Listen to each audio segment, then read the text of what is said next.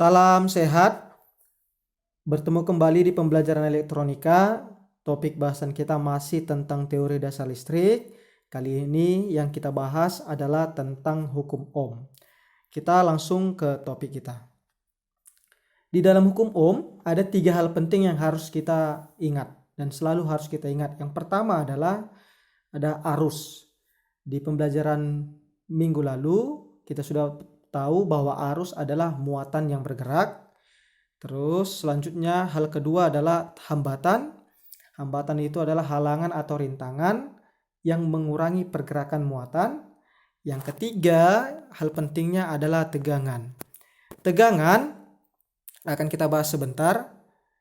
Tegangan listrik itu adalah energi yang menggerakkan muatan listrik sehingga dapat mengalir. Jadi jelas perbedaannya ya. Kalau arus tadi adalah muatan yang bergerak, hambatan itu adalah rintangan atau halangan yang mengurangi pergerakan muatan, sedangkan tegangan adalah energi yang menggerakkan muatan sehingga dapat mengalir. Tegangan listrik juga disebut nanti dengan istilah beda potensial yang satuannya adalah volt. Dalam kehidupan sehari-hari, sumber tegangan listrik bisa terbagi atas 2. Yang pertama adalah tegangan AC atau alternating current.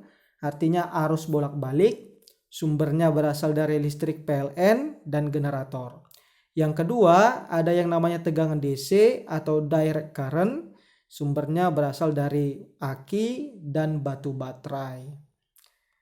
Oke, kita ke bunyi hukum Ohmnya. Jadi hukum Ohm ini ditemukan oleh George Simon Ohm. Nanti kalian bisa searching, googling tentang si Ohm ini. Dia mengatakan bahwa besarnya arus listrik yang mengalir pada suatu penghantar berbanding lurus dengan tegangan dan berbanding terbalik dengan hambatannya. Jadi Bapak kasih warna yang berbeda di tiap-tiap istilah. Arus Bapak buat berwarna merah, tegangan berwarna biru, hambatannya berwarna hijau. Jadi kita telaah satu persatu kalimatnya.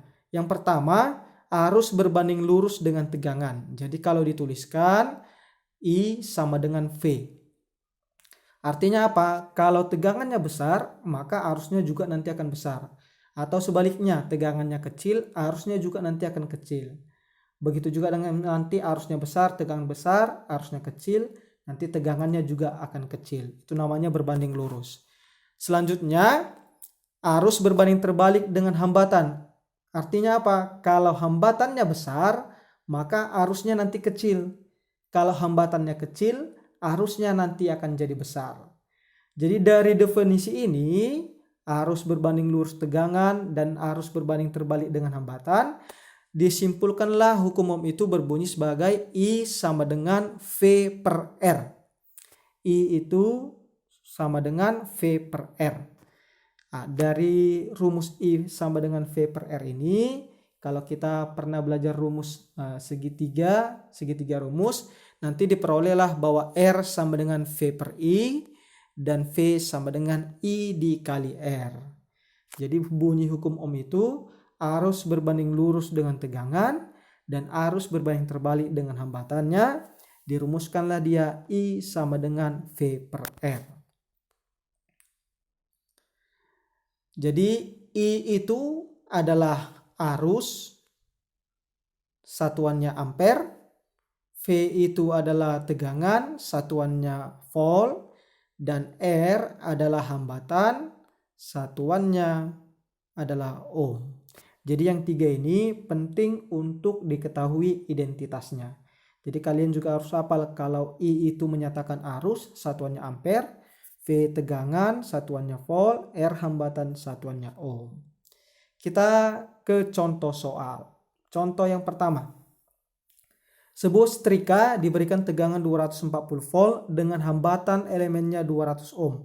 Tentukan jumlah arus yang mengalir.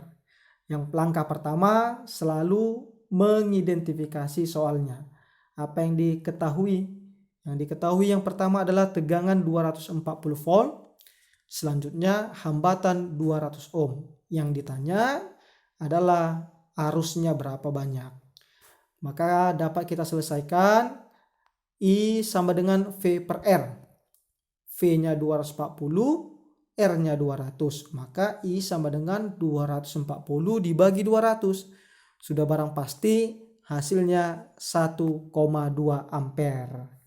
Jadi Bapak tidak ajarkan lagi membaginya anakku ya. Nolnya dimatikan, sama-sama bisa dibagi 2, sisa 12 dibagi 10 jadi 1,2 ampere. Contoh soal yang kedua. Sebuah rangkaian listrik arus mengalir sebesar 1,5 ampere, tegangannya sebesar 30 volt. Yang ditanya besar hambatan pada rangkaian. Tetap kita identifikasi terlebih dahulu. Yang diketahui arus 1,5, tegangan 30 volt. Yang ditanya adalah hambatannya. Maka kita selesaikan. R sama dengan V per I sesuai dengan rumus yang di slide sebelumnya. Kita masukkan nilainya, tegangannya 30, arusnya 1,5. Maka R sama dengan 300 per 15. Dari mana 300? Tanda komanya kita hilangkan, maka nolnya naik 1 di atas. Jadi 300 dibagi 15 hasilnya 20 ohm. Contoh yang ketiga. Kuat arus listrik sebesar 0,2 ampere dengan hambatan 75 ohm. Yang ditanya adalah besar tegangannya. Tetap identifikasi soalnya ya. Diketahui arus 0,2, hambatannya 75. Yang ditanya adalah tegangan. Maka penyelesaiannya V sama dengan I dikali R. I-nya 0,2, R-nya 75. 0,2 kali 75 hasilnya 15 volt.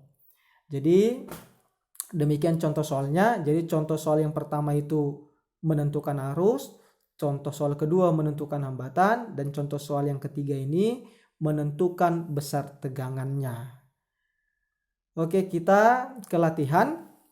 Soal yang pertama, tuliskan bunyi dari hukum Ohm. Cukup jelas soalnya anakku ya. Soal kedua dan soal ketiga juga soal Bapak rasa cukup jelas.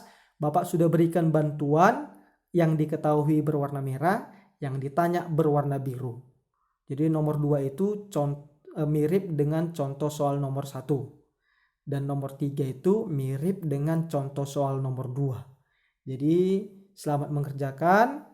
Tetap sehat, tetap semangat. Kalau ada yang mau ditanya, kita sambung di grup pelajaran kita.